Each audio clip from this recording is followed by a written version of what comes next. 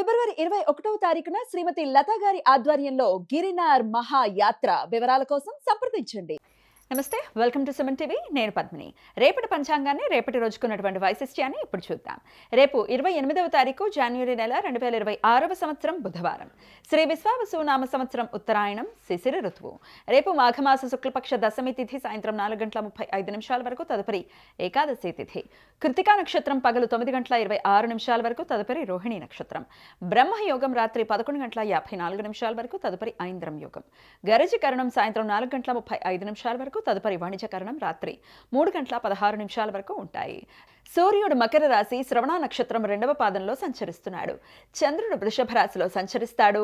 నక్షత్ర వర్జం రాత్రి 12:10 నుండి 1:38 వరకు. అమృతకాలం ఉదయం 7:13 నుండి 8:42 వరకు. మరలా రాత్రి 4:35 నుండి 6:03 వరకు. రేపు సూర్యోదయం ఉదయం 6:49, సూర్యాస్తమయం సాయంత్రం 6:09. చంద్రోదయం మధ్యాహ్నం 1:25, చంద్రాస్తమయం రాత్రి 3:14. అభిజిత్ ముహూర్తం లేదు. దుర్ముహూర్తం మధ్యాహ్నం 12:07 నుండి మధ్యాహ్నం 12:52 వరకు. రాహుకాలం మధ్యాహ్నం 12:29 నుండి 1:54 వరకు. గుళిక కాలం ఉదయం 11:04 నుండి మధ్యాహ్నం 12:29 వరకు. యమగండం ఉదయం 8:14 నుండి 9:39 వరకు.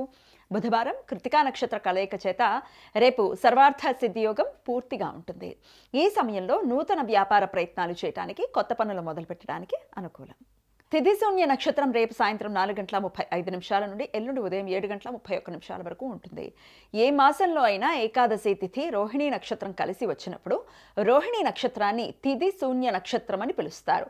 ఈ సమయంలో శుభకార్యాలు చేయడానికి అనుకూలం కాదు. ఈ సమాచారాన్ని మనకు అందించిన వారు మేడికొండూరు విశ్వనాథ్ ప్రసాద్ గారు. ఆయనకు కృతజ్ఞతలు తెలియజేస్తూ నారాయణ స్మరణతో సమస్త సన్మంగళాని భవంతు. నమస్కారం.